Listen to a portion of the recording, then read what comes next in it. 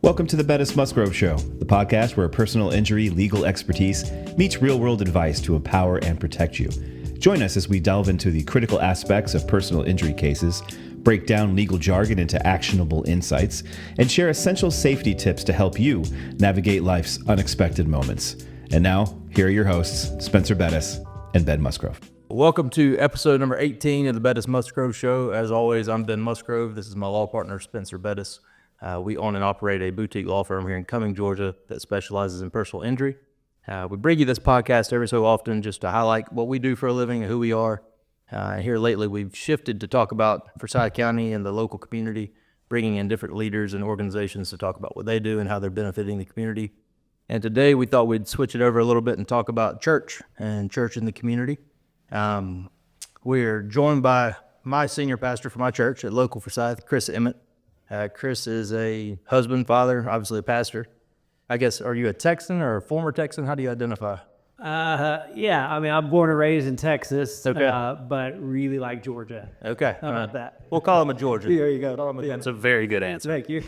But so when we started doing community, it was pretty neat. I don't believe in coincidence. You started your sermon series on the generous life. Yeah. And using, what was it, your influence, expertise, finances. Look at that. You can know. Yeah, it took I can take them. So when you started doing that, we were talking about community, and I said, well, we need to bring the church in. I don't have any influence, but use a podcast, talk about the church. It's great. Get the message out there. So, I'm happy to be here. Awesome. Thanks for inviting me. yeah, thanks for joining us. So why don't you start us off? Tell us a little bit about you, where you came from, how you got into ministry, that kind of thing. Yeah, my wife and I, we moved here in 2015. Okay. We've been married. It'll be 20 years this coming August. We have 4 kids, 17, 15, 13, and 9.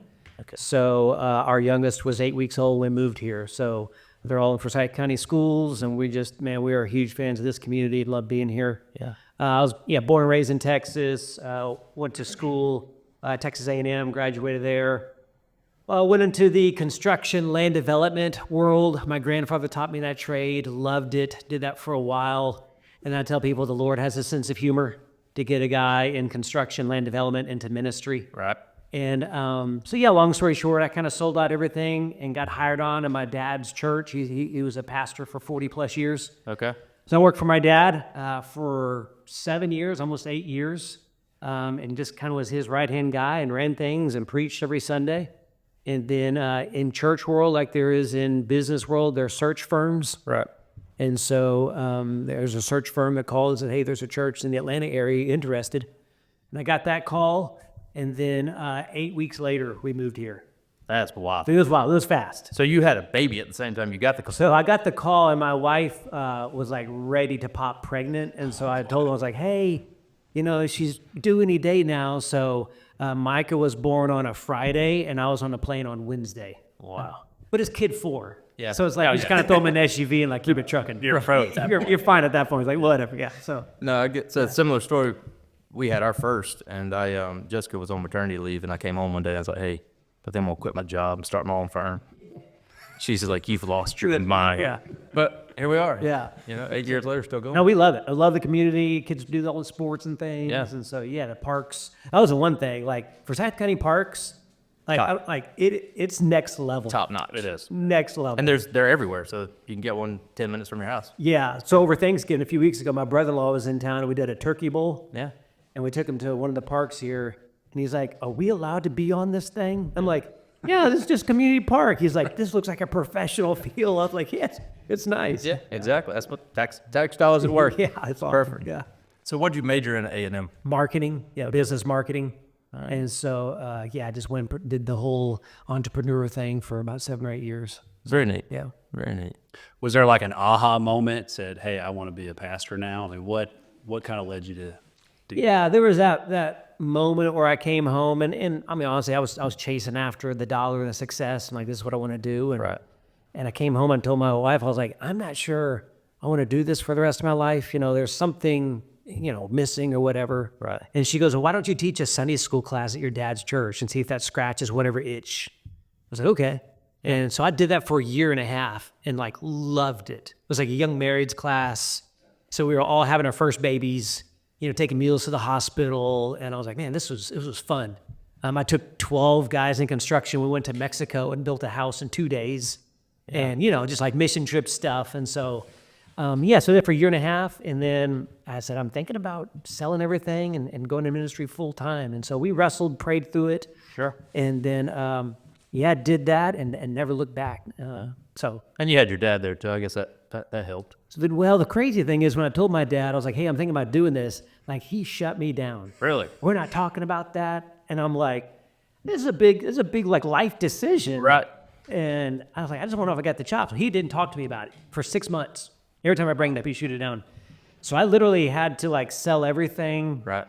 And get hired on at my dad's church, with no help from him. Right. But when that happened, then the switch flipped and he brought me in super close for the next 7 or 8 years. But, he wanted to make sure it's between me, Jesus, and Brianna, like I was making this decision. Right. So it wasn't because Dad's the pastor. I think that's cool. Hey, it was the best thing he could have done at that time for sure. I've got a buddy, his dad started a company and grew it to this massive, successful company. Yeah.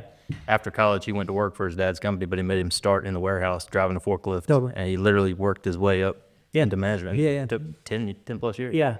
So there's something to that. Yeah. It makes you appreciate it a little bit more. For sure. That's neat. So tell us, you get the call, got a local church, no pun intended. Sure. In Atlanta, Georgia. You come. It wasn't local church. No, right? he was Mountain Lake Church. Mountain Lake Church. Yeah. Okay. How's that transition look? How do you get started there and hit the ground running? It was a whirlwind. So we found a little rental house. It was, like I said, get a call, and 8 weeks later. So it was pack up everything, get a rental house, and step in. And the great thing is the church, gosh, from day one, Right. They just welcomed me, Brianna, and our 4 kids kind of with open arms. And so, it's the South, right? Everybody's nice. Yeah. I did gain like 10 to 15 pounds that first year because it's like, here's a pie, and here's a casserole. You're like, oh, okay. So, but no, the church was just super warm and welcoming and have been for 9 amazing years. I love it. How did it transition from Mountain Lake to local? Yeah, so we launched a church. So we have 3 locations, one in Forsyth, one in Dawson, and one in Canton. And we'd like to, plant as many as the Lord will allow. But it's tough to plant churches next to mountains and lakes. Right. And so, so we rebranded it to Local Church and just, they're local churches with their own local pastors in their local communities. And so that was kind of the idea behind it. So if you go to Dawson County, you go to Canton, they're our feel, but the community's, fingerprint on it. Sure. Which is really cool. I think the name's fantastic. And the logo too. You see it on stickers on people's Yeah, it's cars. yeah. You know exactly what it is. Great. Got anything, Spence? Well, I didn't know you guys were in different locations. So you said Canton. Canton and Dawson. Yep. Okay. And so, those guys out there, they preach and teach and cast vision, but it's all under kind of the same umbrella. Okay. Yeah. Awesome. How many attendees or members does local have? Across all 3, probably we'll average about 3,500 a Sunday Okay. For all 3 locations. total. Yeah. Yeah. I've never counted when I'm there on Sunday how many people are in the 9 o'clock service, but it's always pretty full. Yeah. How many does that auditorium hold? 967. Okay. Very specific. Wow. That's what the fire marshal said. Yeah, that's you. Go ahead. Sorry. Yeah. No. So what are some of your goals for the church going forward in the next few years? What do you guys? Yeah, I tell people I love doing ministry around the block and around the globe.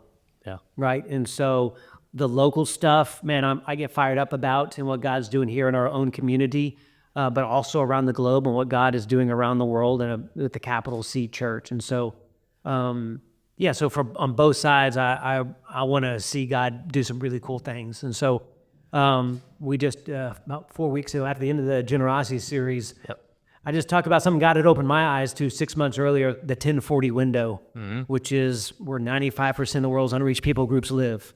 And it's 10 degrees to 40 degrees latitude. It's the window over there. It's India, North Africa.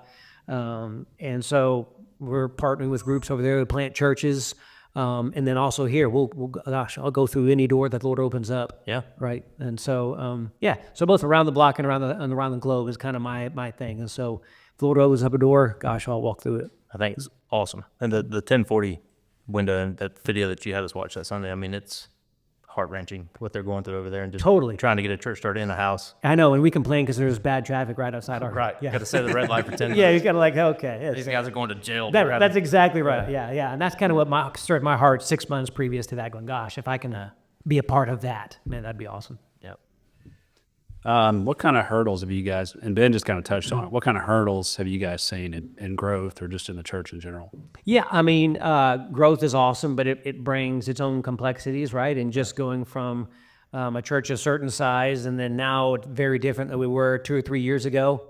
And so, nobody thinks about this, but it's all the back end systems that we're having to, to scale up and get cleaned up and a bit more organized. And so, honestly, it's the people that are sitting in the seats probably would have no clue about. Yeah. But on the back end, it's just making sure, honestly, that we can care for our people.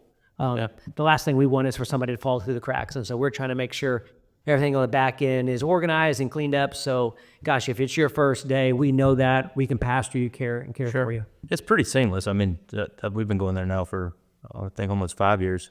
And, I mean, it has changed a little bit. I think there's more people now than when we first started. But, I mean, the flow's good. Everybody comes in. You're greeted. Everybody's... That's good. It's perfect. That's good. And I'll tell you, my favorite part about it is that my kids absolutely love coming to church every That's awesome. Yeah. Like, never once do we wake them up and say we're going to church. And they're like, oh, we don't want to go. Let's go. That's great. That's Interesting. Awesome. That's the goal. Yeah. So, good job. Excellent. Thanks. Tell us, we got into the church stuff fast. I want to talk about you a little bit, too. Yeah. What's the biggest difference between living in Texas and living here? So sports-wise, college football and high school football. Mm-hmm. So when I moved to Georgia, like college football is king down here, right? Everybody's got their teams. In Texas, Friday Night Lights is a real deal. So high school football is a huge deal. That's where the movie was filmed, right? Totally. Yeah. And like especially in small towns, that movie's not too far off. Right. And they build some big high school stadiums in Texas. So that's the biggest sporting wise. Yep. And then the other big is just at least in San Antonio, it's the seasons or the weather. Yeah. So in San Antonio, it's like hot or not as hot, it's kind of a deal. But in Georgia, my wife and I both love this all 4 seasons. Yeah. You get to experience all 4 of them. Might only get 2 weeks of spring. But you get, You got 2 weeks. Yeah. We're having a little bit of winter right now. It'll be over soon. Yeah, that's right. Yeah. Make it feel nice and cool for Christmas. What do you miss anything about Texas? The brisket. Okay. Texas brisket just hits differently. And gosh, Georgia people, I mean, they do amazing pulled pork here. Right. But Texas brisket, I'm just telling you. I had a question here about which barbecue you like better, Texas or Georgia, but I think now we know the answer. Well, so I mean, Georgia pulled pork. I mean, it's second to none. Have you been to Mooney's in Flowery Branch? Okay, that's the best brisket Okay. in the state of Georgia, in my opinion. Okay. It's a little bitty hole in the wall. I mean, it might hold 20 people. Okay. But they're brisket, Yeah. and they're jalapeno mac and cheese. Pretty good. Okay. That's what I got. The Texas brisket. Yeah. I don't know if they call it Texas or not, but Yeah. it's better than what I can make. That's awesome. Yeah. Yeah. What about kolaches? That's like my wife's big Texas thing. What is kolache? I don't even know what that is. So this is crazy. I was literally having a conversation with this 2 hours ago with some of our staff team. Yeah. One staff member mentioned, the other one had never heard of it. Yeah. And I hadn't until we and started. they Googled it. They're like, that's a Texas word. I was like, I grew up hearing that word. And so I think kolache is just like the German word for amazing pastry is what I think it is. Okay. I don't know what it means. But yeah, it's just, you don't know, it's a pastry with like a hot dog or a sausage. Like a pig in a blanket? It's like a Fancy. More sophisticated than More sophisticated. yeah, it's like a fancy corn dog with stuff and other stuff. Yeah, you ever been to Buc-ee's? Yeah. They sell kolaches there. I've only been to Buc-ee's once in North Carolina. So Shipley's off 369. They sell them. Kolache. Yeah. But I think it is a Texas thing. It is a Texas. Yeah. thing, yeah. Okay. Well, next time I'm at Shipley's, I'm going to Yeah. pick one up. It's like a savory donut. It's good. Yeah. I think, too, talking about the barbecue, if I'm not mistaken, Texas, you guys smoke a lot with mesquite. Yeah. Yeah. And here it's all hickory and oak, Yeah. pecan. Yeah. Whichever way you want to go there. Yeah, good stuff. So tell us about you. What do you do when you're not preaching? What are you into, hobby-wise? Yeah. Obviously, got a lot of kids. Got a lot of kids, so doing all their stuff. My wife and I, like Fridays are our date day, so that's like we hold that super close. And so, I love date days with her. If I'm not hanging out with Brianna or the kids, I love to play golf. I love to trail run. Yep. So where we live, we have some amazing trails. So Sawney Mountain, anything like that. So if I can get lost in the woods for an hour running, super fun for me. And then I have a big green egg, so like I love to tinker on that. Can you smoke a brisket? Yeah. So yes, but not as good as the places in Texas. But yeah, I could smoke. I've tried it 3 times. One time was good. The other 2. The problem is like it's so expensive. Yep. Like if you mess it up. Yeah, I mean, throw $7,500 into a piece of meat. Just Yeah. trash. Yeah, that's right. Yeah. So those are kind of the things. If it's not Brienne or the kids, it's golf, running, or barbecue. Okay. I had a guy in the magistrate court say he wanted to challenge me to a barbecue cooking contest. And I was like, I'm in. Let's go. Yeah. He said, but you can't do a butt. You got to do a brisket or something else. And I'm like, I mean, that's all I smoke is a ball. Yeah, it's easy. Yeah. Throw it on there. 8 hours later. It's right. Yeah. So I make a mean beer can chicken. Beer. Okay. All right. You ever done that? Yeah. I mean, it's kind of sit them up there and Yeah. you have the rack that you set the can in and put the chicken on top of it? I do. I always forget to use it, but I do have one. Okay. Yeah. If you do it right, it's tasty. Yeah. If you do it too long, it can dry. Those chicken, if you're not careful, will dry out. Yeah. Something I've always wondered, what's a Sunday like for the pastor? Great question. Where do you want me to start? So Sunday for me. Moment you wake Yeah. up. So Sunday for me starts Saturday night. Okay. So, Saturday night, I have my family for years. I mean, I go down into the basement and doors closed for 2 or 3 hours, and that's me and Jesus, wrestling through things. Working it out. Yep. And then I come upstairs, and so I usually don't get to watch the 7:30 college football game. Okay.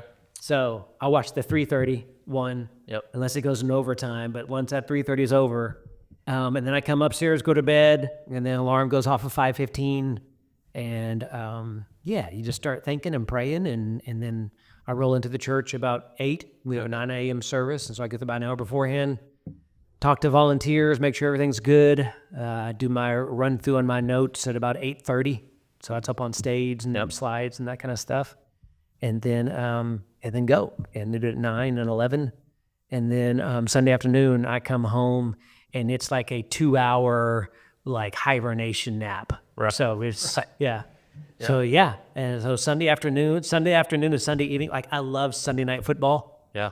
I don't care who's playing, just because the day is over, can plop down the recliner, watch those Sunday night football. So that's We were talking, Spencer had a trial on Monday, and the trials just wear you out. Yeah. And when you get done with it, you're yeah, mentally exhausted. mentally fried. Yeah, I imagine it's very similar. yeah, very similar. Yep. I'm having to come up what to say and how to say it. And Yeah, and then go, gosh, I should have said that or should have done that. I mean, I'm sure you have the same thing. I'm still recovering. Yeah, you're like, why did I say yeah. how long does it take you to prepare a sermon? 15 to 20 hours per sermon. Wow. So for about, every minute up on stage at about 30 minutes in prep.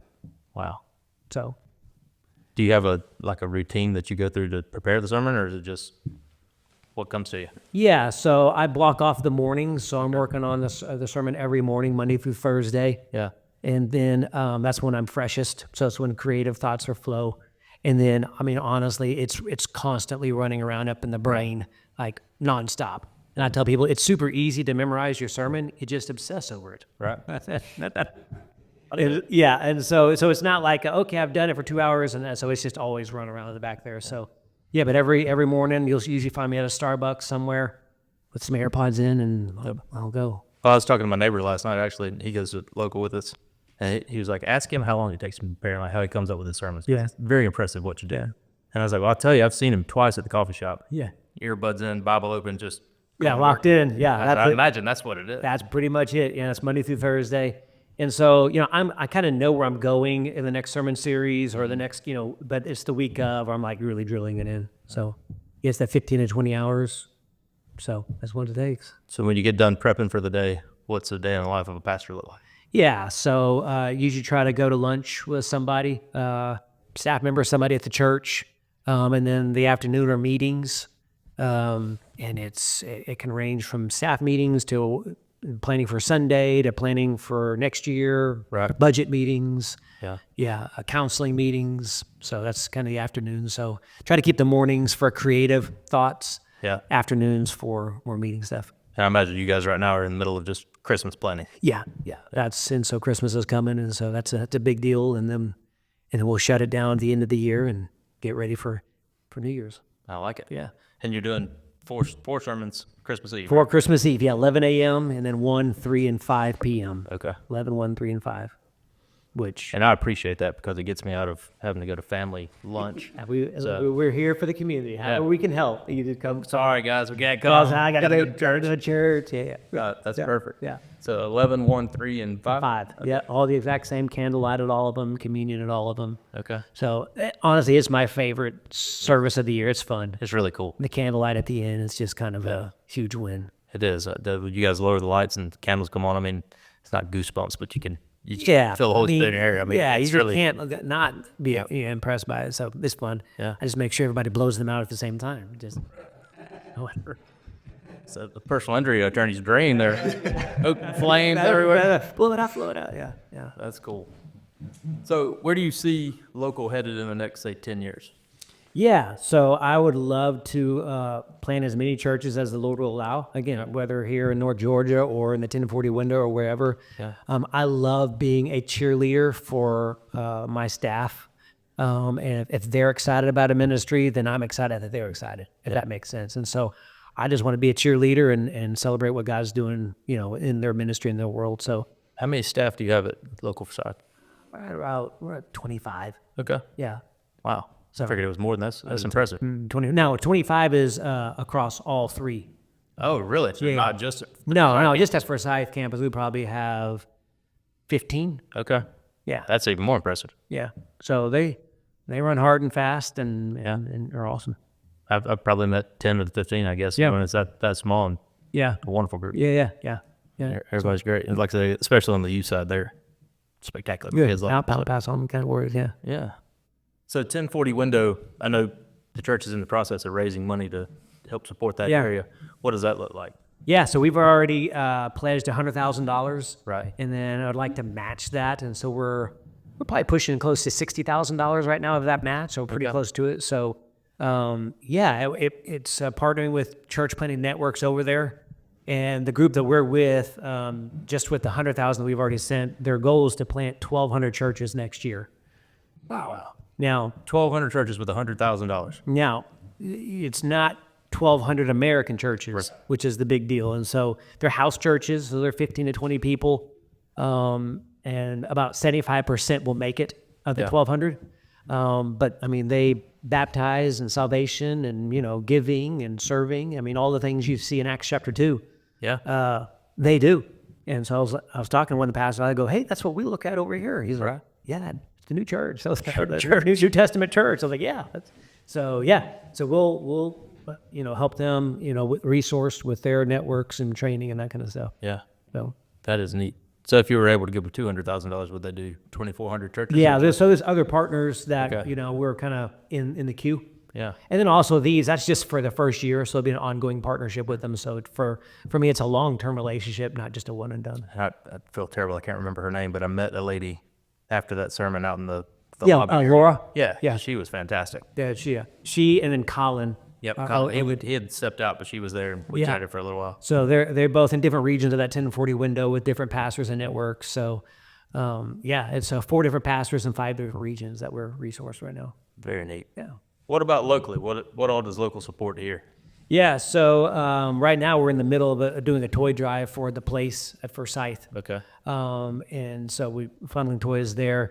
Also, out of this generosity series, beginning in February of next year, the first Saturday of every month will be a Serve Saturday. Okay. So it'll be for people in our church, Bible studies that want to be involved in the community. So just local needs, whether in our church, members of our church, or nonprofits. And so we really want to mobilize our church to do that in the next year. Yeah. And also, like we do, we host like the Forsyth County Sheriff's Office at our church, the fire department, local schools. So we use our building throughout the week for different things like that. And also one of the highlights this year is we were part of the Christmas tree lighting. Yeah, that was incredible. They did a phenomenal job. Good. Okay. Yeah. That was super fun to be a part of, and they do it. We did it last year, and so that's really fun to be a part of that. Yeah, the band. I don't know if you guys arranged that or No. I mean I know some of them, but they were good. They killed it. that was. My daughter was dancing Yeah. like crazy. It was awesome, and it was a packed place. I mean, it was awesome. Of course, the weather was great too. So We had the mayor on here. I don't know, 2 months ago probably on the podcast, and then I saw him post about the Christmas service, Yeah. the lighting. I mean, it was It's a big deal. It was cool. It was, yeah. So it was fun. So those things like that. And then we launched early this year a ministry called the Local Grillers, Yep.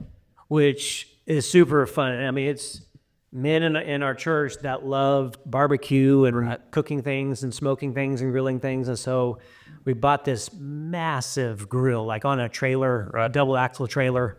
Wow. And it says Local Grillers, and they cooked for, elementary schools or different outreach things. So watching them serve our community. And then when the whole hurricane hit in Asheville, Yep. they went up there and over 3 days cooked over 8,000 pounds of meat for the community up there. So they'd pull the grill up with them? Pulled the grill up there with them. Other grill, it was weird. So apparently there's this like community of grillers. Yeah. So one griller came from North Carolina, one came from South Carolina, and they all like had 3 big old massive grills Just churning out the churning out, chicken and ribs and pork butt. And so 8,000 pounds? you said? 8,000 pounds in 3 days. On Friday, Saturday, came back Sunday. I wonder how many people that feed. It's got to be. They figured they served about a little over 5,000 meals because they did breakfast, lunch, and dinner Right. for all. Yeah. Man. And so so that kind of stuff is really cool. We might have So, to get involved with those guys. Because Yeah. I love the grill. So yeah, it's fun. That's fun. With Yeah. Very neat. Well, there's no question that you're a leader in your role as a pastor. Yeah. What do you think are good attributes of a leader that you have to, deal with on a daily basis? Yeah. Yeah.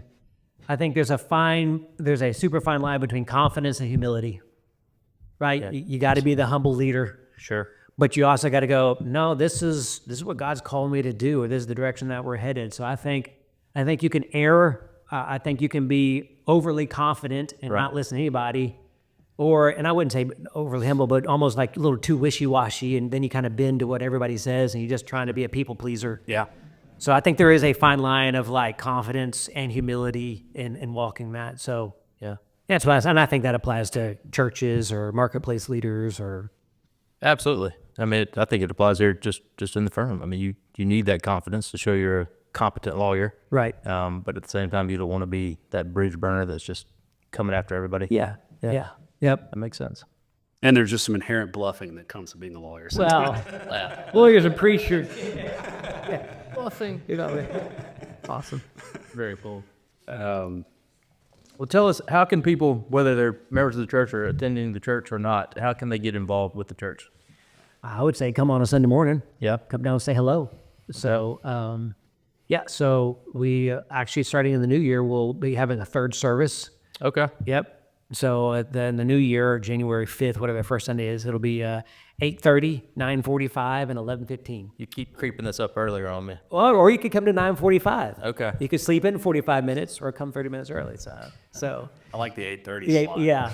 So churches are kind of like gyms at the new year. Like they all fill up because New Year's resolutions. I'm going to get fit and follow. Follow the Lord. So so we're trying to make more room for people. So I would say come to a Sunday morning. One of those 3 times, and then come find me down front.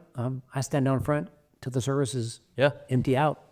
I'll shake hands. Super accessible. I mean, you do a good job with that for sure. I'll talk to anybody. Yeah. So I'd say come there, and then we can get you plugged in from there. I was going to talk about this too when you were talking about the routine and getting ready for a sermon. You got a very specific routine before you take the stage too, right? Yeah. Yeah, I mean, sitting behind you can kind of watch. What is it? What do you think my routine is? I see you pray. Oftentimes you pray with your wife, which is there next to you. Yep. And then you always take a piece of gum out of your mouth. Yep. And you stick it on a piece of paper. Yep. And then you go over and take the stairs about, a minute before the song is over. Yep. So I always chew gum. Yeah. And so years ago, I mean, they've been coming to our church. Probably almost 9 years. There's a couple that I used to tear my notes and put gum in there. Right. And then one day, this lady, she started bringing me 2 pieces of paper. Okay. So literally every Sunday, she puts 2 pieces of paper, Square. 2 little pieces of square, and then on Christmas Eve, she'll put 4 pieces of paper down there because we're doing 4 services. Right. And to me, it is just her way to serve. Yeah. And the first time I saw it, I was looking around, and she's like, "It's for your gum," and I was like, "That's so thoughtful." It is. And if she's not there, her friend that comes with her will bring it on her behalf. That's pretty neat. So and then whatever service Brianna comes to, every Sunday we pray, kiss, and preach. So that's kind of we pray together. I miss the kiss part. And then go preach. Yep. So that's and then go up there and do it. So Is that something you thought of, or did it just kind of happen naturally? Ever since I've been preaching, if she's been there, it's kind of been, she prays for me. I kiss her and go up and preach. So yeah, that's it. Whatever she's doing, It works. Yeah, it works. Yeah. Yeah. This also confirms that Ben's not sitting in the back row. You can see that. I know. You keep an eye out. Middle back. That's good. That's good. We'll keep you out. About to have a good view of what's going on. That's awesome. Yeah. That's fun. You got anything else? I think we can go into our quick fire. You want to get into it? Yeah. Okay, go for it. All right. So we kind of already hit on this, but I'm going to get you to commit to an answer. Okay. Texas or Georgia barbecue? Texas. Okay. Yeah, fair enough. Yeah, I know. This doesn't have to fall into these two, but Chevy or Ford? Ford. Okay. Yeah, I've been a Ford guy. All right. Yeah. All right. And then this is one of my personal favorites. And you mentioned you go work in coffee shops. Yeah. So chain or local? I prefer a local coffee shop. What's your favorite? In this area, Yeah. I enjoy Myth and Legend a lot. They get a lot of votes. They do. Yeah. Yeah. It's a nice big open area. Yep. So, yep. Good people I'm not a watching, too. coffee snob, so I'm more about the environment of the coffee shop. Yeah. So if it's a good environment, plenty of workspace, nice people. Yeah. A little note on that. So in one of your sermons, you talked about your wife buying the coffee maker where you have to measure it. Oh yeah, I heard you caught a little bit of shade of that Bro. Sunday evening. bro. I found out about it like I was watching my wife leads the Well Gathering, which is a women's ministry. And she's teaching Sunday night, and I'm watching it, and she goes, yeah, Chris doesn't know this. I'm like, all of a sudden, I'm like, what is she saying? And so she's been making coffee for the past year and a half, and making it half calf for the past year and a half. And unbeknownst to me. Right. And so, like, the next day I told her, I was like, babe, I've noticed it. She's like, no, you haven't. She goes, it's a placebo effect. And I was like, babe, I've been yawning all day today. Right. She goes, you got the placebo effect. So, yeah, so. Well, we'll get you some coffee out here before you leave. We'll give it to you. Okay. You can go for I will full caffeine. All right, that's awesome. I'm a lot like you, though. I don't measure. I just Yeah, just kind of, yeah. looked about right. Yeah. 10 cups of water. Let's go.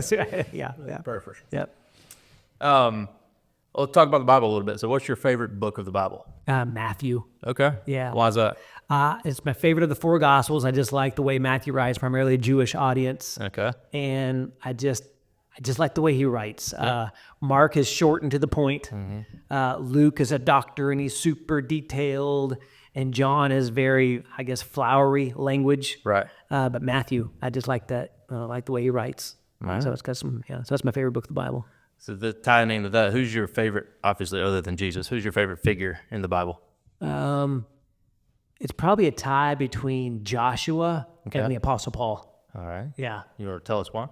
Yeah, Joshua, just because he steps into it's Moses is the guy. Right. And then all of a sudden Joshua inherits all the same problem and people. And so just kind of the leadership, honestly, that Joshua had. Yeah. And then Paul, I just like his bravado. Yeah. It's just hard not to read that and go, oh, man, I'd follow him anywhere. I mean, next to Jesus, he's kind of the rock star of the whole. Yeah, you hate to, yeah. So I like those two guys. Very neat. You talked about running a minute ago. What kind of running shoe do you wear? A New Balance. Okay. Yeah. I got funky feet. I can't wear New Balance. Okay, I've done Brooks. I've tried Hoka, but New Balance, I've worn those for years. I'm Brooks right now. Yeah. I was Hoka for a Yeah, little I'm a while. Brooks guy. Yeah, and New Balance and the trail shoes, they're big and ugly, Soft. but they're comfortable. Yeah. Yeah. The Brooks, I would like them to have a little bit more cushion, but they Yeah. foot. Yeah, my foot. they Turn in weird, so that makes me. don't work. Yeah. Let's see what else we got. Oh, dogs. What's your playoff prediction for the Georgia Bulldogs? I think y'all have got the easiest path to the Natty. Who do you see in the Natty? That's a good question. Yeah. Probably Georgia and Oregon. Okay. I could see Tennessee sneaking in there too. Really? It might be Georgia, Tennessee. I got some Tennessee friends that would love to see that. Yeah. I don't know. We'll see. I hope it's Oregon. I don't want to play Tennessee again. Yeah, I think it could be Georgia and Oregon. Yeah, it'd be a good game too. Yeah. What's the last book you read? The last book I read, that's a great question. It was kind of in the middle of it. It's called "Is This Anything?" Okay. And it's Seinfeld. Jerry Seinfeld Yeah. took all of his material from 40 years and kind of put it in book form. And someone gave me that book recently, so I'm kind of working through that book right now. It's just, yeah. When you read it, do you hear him talking?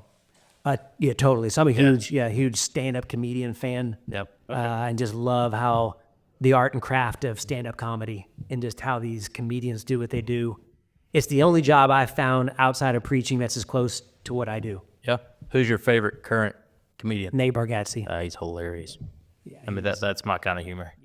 So I was listening to Nate before he got super famous, back when he just only had on iTunes, his audio stuff. And so I've been a huge fan of his. Apparently, he's a pretty good golfer too. Yeah, he seemed like pretty good. Yeah, In some match the other day on yeah. HBO or something. But just his delivery and deadpan humor is, yeah.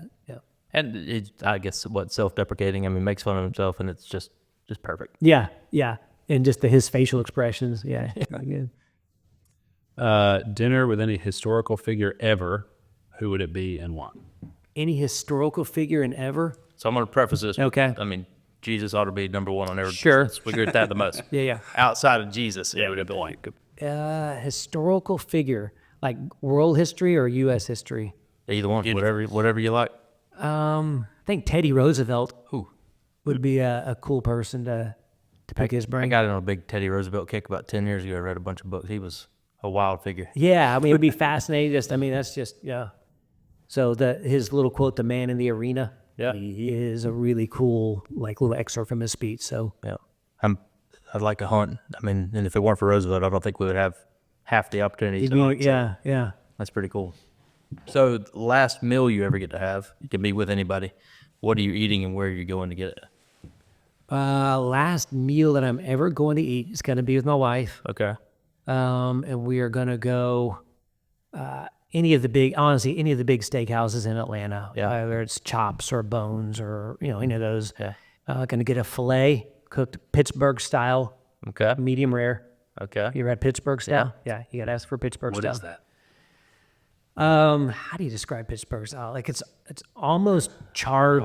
Jarred, yeah. Yeah. Okay. But then medium rare.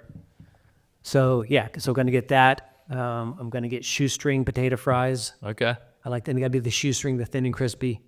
Wedge salad. Yep. Blue cheese or Blue, ranch? blue cheese, and then some sort of like chocolate dessert and coffee. That's probably the most specific answer we've ever gotten. Yeah, that sounds great. Pretty much.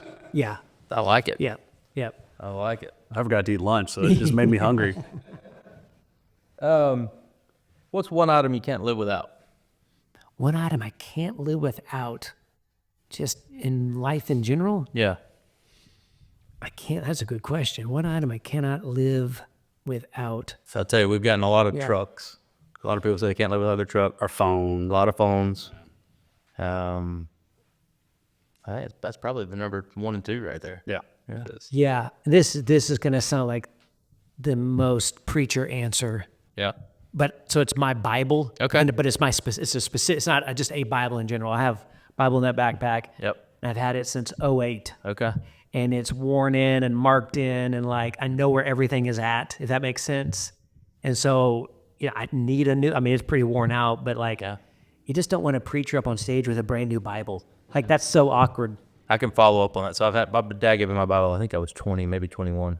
And the last night I was solo parenting. Wife was at cheerleading with the oldest, and the baby's 19 months comes over and gets it off the coffee table and rips out, I don't know, 10 pages. Oh, Yeah, I mean they're nice thin. sure. And I was like, no. Oh, yeah. And it was the first 10, so like nothing of any substance. I'm like, don't do that. And she immediately, just the creation of the earth. I mean, as soon as I said no, she grabbed it and ripped out 10 more. It's like, oh. I think it's thanks. That one's going on the shelf, and you'll get another. Yeah. So no, that Bible, like I know where everything is marked up and that kind of stuff. So, yeah, if I lost that would be like it would be a bad day. I mean, I think you had to say Bible. I mean, but my phone, like if I lose it, sure, another one. It's all in the iCloud, Cloud. right? A truck. I got insurance. It's kind of like, but that Bible's one of those like, yeah. I can dig it. Yeah. Favorite vacation spot you've ever visited? Hilton Head. Okay. Yeah, that's our family's happy place. I like it. Yeah, like bar none. Like that's it. So love the beaches, the bicycles, all that kind of stuff. Huge beaches. I mean, they're massive. Yeah, because It's like how they're long or whatever. yeah, I love that. And I love running on the beach there. It's fun. It's nice hard sand too, so you Yeah, can run easy. you ride bikes on it. So we've been going there for years. That's where our family memories are at. So yeah, so Hilton Head. You try to go run on the Gulf, and it's just like really quick sand. Yeah, It's for sure. awful. Yeah. You got any more? Do you have a favorite quote or mantra that you live by? Favorite quote or mantra that I live by? I have many favorite quotes and mantras that I wouldn't say I have one specific one. The be quick to listen, slow to speak, and slow to become angry usually floats up to the top there. Yeah, that's a biggie on that one. The golden rule: do unto others as you have them do unto you. So, and I base my preaching style off of that one. So one of my prayers is like, Lord, let me preach unto others as I would like it preached unto me. Yeah. And so when I'm up there, I'm going, would I like it preached to me this way? And because I figure if I would, then others would too. So, So whatever you're doing, keep it up. I mean, you've got an exceptional gift. well, I appreciate it. I enjoy it. So I'll tell you a quick story about us when we got here. We moved to Cumming in 2013, and I came from a really small church. Yeah. We might have had 200 people on the list. Yeah. 50 of them showed up on Sunday. Yeah. But it took, I don't know, better part of 5 years to find a church. We started going to a different church here in town. I liked it, but I wasn't in love with it. Yeah. And then Christopher Light was like, you guys got to come to Local and check it out. And I'm in love. I mean, completely different than how I grew up. Sure. But yeah, I hear that. amazing. Yeah. Yeah. And I tell young pastors, I've been doing this 17 years, almost every week. And I say, the first 5 years, I preached a lot of bad sermons. A lot of bad sermons. But you go, all right, the grace of God covers that. So, it's just reps over time. I tell young preachers, I go, hey, listen, you're going to preach Got to. a lot of bad, and that's okay. You just keep preaching. And then, I think that's true in any job or industry. I mean, you got to earn your stripes, right? yeah. They're and get beat up a little bit. Yeah, that's yeah. So hopefully you're progressing. You get it right. Yeah. So Here's a question for you. yeah. Will the old school hymns ever make a comeback? So where did they leave? I mean, you got more of the contemporary style now, I guess. Yeah. I do love it when they throw a hymn in and make it contemporary. We do. Yeah. So Yeah.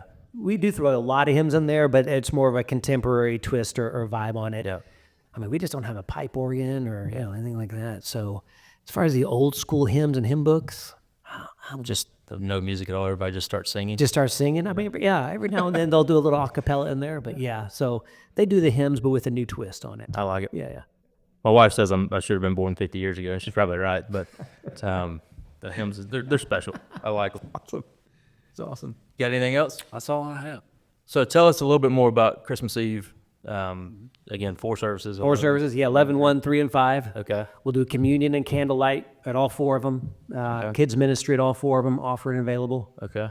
And Y'all have overflow seating and all that set up. yeah, there. we all overflow seating and set up and everything. So we always tell people, come early. Sure. If you show up, at 11:15 for the 11 o'clock service, or it won't be a great experience. Right. You'll be frustrated and that kind of stuff. And I hate that, because I know how hard it is to get to church and to get kids, and then you're late, and then so-and-so is dragging, and you walk in and you're 2 songs in, and it's stressful, and you got to sit in overflow. So we're trying, that's what we did. Last year we did 3 services, and so this year we're doing 4 to try to make some room to where you don't have to sit in overflow if you do come a few minutes late. That's typically us on Sunday morning, just dragging kids in by the hair. I get it. That's tough, and so I've been that, so whenever Bree and I, have a weekend off, we go to church, especially when the kids were young. Right. It's hard to get to church on. I'm not hating on that. So By the time you get them fed and then cleaned after you feed them. yeah, It's and then traffic and all that stuff. So I just, hey, if you're there, whenever you get there, come on. I like it. Yeah. And then after the new year, 3 services. 3 services. Yep. 8:45, 8:30, 9:45, 11:15. All right. So no excuses. No, yeah, plenty of opportunities. You're going to go to the gym, come to church. Yeah. Just make it out in time, still make it to lunch. So, And then if you come to 8:30, you're at brunch by 10. used to, what was it? You started at 10, I believe, right? Yeah. The early service was Yeah. 10. So we'd get done. It was perfect. We'd go to lunch about 11:15. Yeah, so you go to brunch now at 10 10 o'clock. So Now we get done a little bit early. And it's like, all right, we got to kill an I hour. mean, Jesus and a Belgian waffle. That's a pretty good Sunday. I like it. Well, cool. So tell folks where they can find Local website, social, that type of stuff. Yep. So it's localchurchforsyth.com. Okay. It's on all the social media stuff that our team has out there. And we're just right up the highway, on Highway 9 and 369. Yeah, easy. Right there on the southwest corner. So yeah, love to come see you. Come down front and say hello. I'll tell you what, if you listen to this podcast, you should come down front and say hello and say, I heard you on the podcast. Yeah. Do that. And then Ben will be right behind you. You sit. You get anybody other than Christopher Light saying they listen to the podcast, I'll be impressed. You sit like 3 rows behind me or whatever. Yeah. All right. Yeah. Come down, say hello, and I'll bring Ben down to come you up. Yeah. Yeah, we'll wave at you from the back row. There we go. With the centers back. That's awesome. All right, cool. So as always, you can find us too at bettismusgrove.com. social media, Facebook, Instagram, TikTok, and the podcast. Yeah, on TikTok? Yeah. Jeff gets credit for that. Yeah. Neither one of us have ever been on TikTok. Never been on it. Wow. But we're on there. Lawyers on TikTok. I like that. Advances here pretty That's soon. That's fantastic. Yeah. You find us on any of those places. That's so. awesome.